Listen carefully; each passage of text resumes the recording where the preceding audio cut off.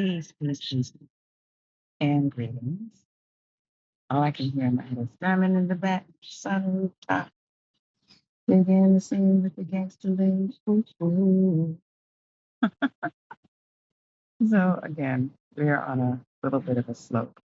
Um, so I always feel like I'm a little off.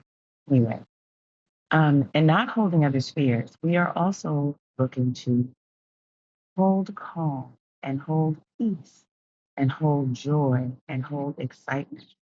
And so in looking at making a choice to hold, um, to not hold anything for everyone else is what I want to hold for me and what I work to hold for me and what I do hold for me. And anything that I hold for me, I'm holding for my children. Um, so many things. So, I've talked about how when my mother was in my Nana's womb, she already had the eggs that would make me and my sister. So we were present in her fetal body inside of my grandmother. Our eggs were already there. Um, and contrary to, I love science. Contrary to sperm, which are created and created and created, we come with the eggs we are going to have the entirety of our lives. So the things that my mother experienced in her life, I have received the genetic, uh, spiritual, chemical makeup of those things. And that is not a damning thing. That's not a thing to be like, and you're doomed. You cannot do anything else. Um, when I was when I was raised in the church, the feeling was often I heard a lot of once I hit college age, maybe late teens, college age. My mother, because she doesn't listen to so much anymore, but my mother used to listen to Joyce Meyer, T.D. Jakes, Les Brown. Um, trying to think if there's another person, but those names pretty much big. She used to have T.D. Jakes box sets of tapes. And so somewhere around the time of college and women that are used and all of these things, um, there was so much talk about generational curses, the things that had happened in your family that, excuse me, happened in your family that you have to break these generational curses. And it wasn't until I got older and ended up in African traditional systems and thought where the idea that generational blessings are also very, very, um, generational gifts are also very, very. And so the um, the fearlessness of my aunt Petey, peace be upon her, the compassion of my mother, the all the things, but they are still gifts. They are still gifts. They are still blessings.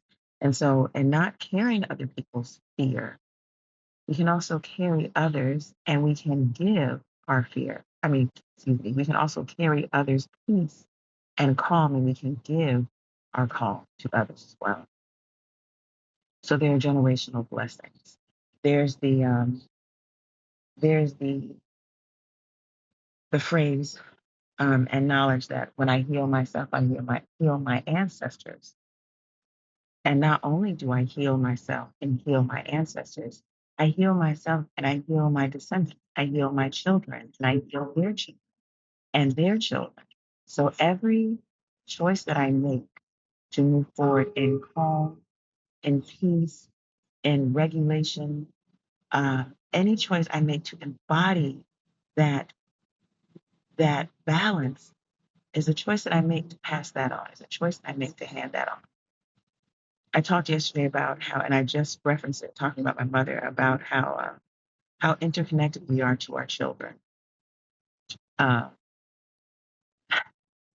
and I've been tutored, and I'm sure because uh, these sisters were tutored in that way. That I had a sister tell me one time, when I'm upset, my children don't even know, and I was like, that's about impossible. I don't know how to do that. I don't know how to shut myself down enough to hide that from them. And I was grateful to hear Mama Tia Maggianojo talk about how that's not possible. That her children could always tell when she was upset and can also tell when she's full of joy. You know, when I am, my children will ask, when I'm not tired, when I'm not carrying the load of everybody, my children will say, hey, especially my son, Mommy, you seem really happy. You seem such and such. And he doesn't even ask why. He just notes that it is and he's off on his way. Um, that nervous system regulation is so key for us as women, for us as mothers, that it teaches our children that they can regulate their their nervous system. It gives them a baseline. Uh, the peace that we have lets them know it's okay to be peaceful. It lets them know it's okay to relax. It's okay to be accepting of yourself. It's okay to give yourself grace. There, and I don't even know if this directly relates, but I'm going to share this story.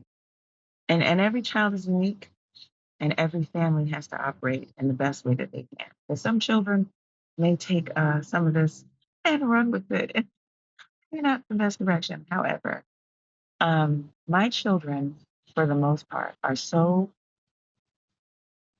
hard on themselves already about being in the right place and did I do this correctly? And I missed that, and that's my fault, and those kind of things. And I'm sure I've modeled some, and I'm sure that they've heard that it has been my blessing and honor in recent years to give them spaces where it's okay, where you made a mistake. Okay, great, you get to grow. You didn't know that at that point. Wonderful, you get to mature. Uh, it's getting harder now. You're getting stronger now. You know, one of my children said, Mommy, life is not always great. Everything's not always positive. Okay, so even along with that, just saying to them, it stinks right now. I'll grant you that. But it won't always. To be able to say things to them like that. When my daughter was headed off to school, our community was very, very generous. And I may have shared this before, but very generous.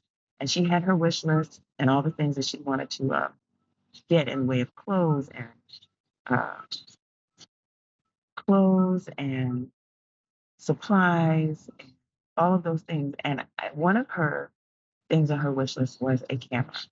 It was a camera so she could record videos.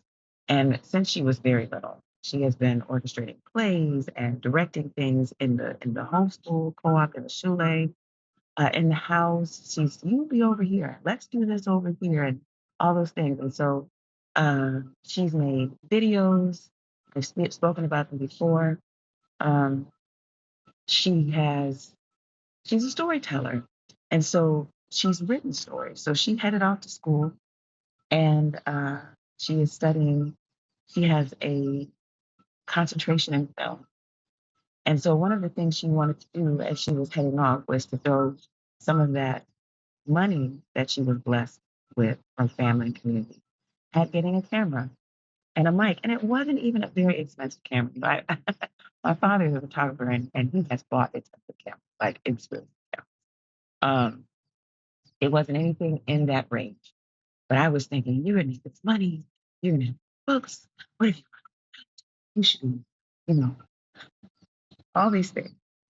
And when I got quiet and still, and I was in prayer or meditation or something, um, ancestors in the shrines were like, there's a storyteller.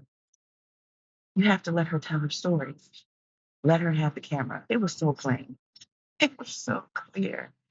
And I was like, I was focused on the wrong thing. You know, money comes, more money comes. Um, the opportunity in that space to voice my complete confidence and support in my daughter's storytelling and her filmmaking and embracing her gifts doesn't always come like it did there. To be able to send her off to school saying, you're right, you should embrace beginning, continuing your storytelling walk. You should embrace continuing to make your films. You should embrace it. You should grow and develop in that. That would not show up over and over and over. It would show up in different ways, but in the way it showed up at the time it showed up, it was perfect. And it showed up not just for her, but it showed up for me to be able to listen that there are other forms of provision. There are other things to give outside of money. And that money is helpful, yes. Support and being able to tell her I was sitting still uh, at my pot and I was wrong. You need to get back in. Go buy it now. Make sure you have it. Let's lock it up. Let's do whatever you need to do when you're not using it. To be able not just to support her, but to be able to tell her, I don't always get it right at the first job. I'm doing my best. I have my best intentions. I'm doing my best to give you my best.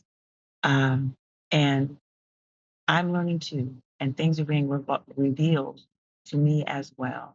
And in the same way that you are encouraged to uh, pray and sit down and pour libation and get still and honor your rituals and your rites, the same is necessary for me. I need to be attuned.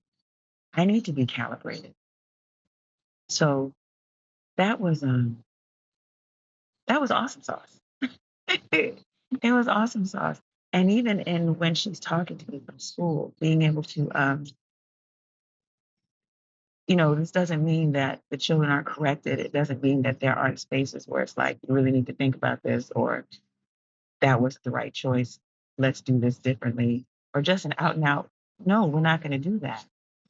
Um, is also supported with, this is a space of growth. And you didn't know it then, and that's not the right choice.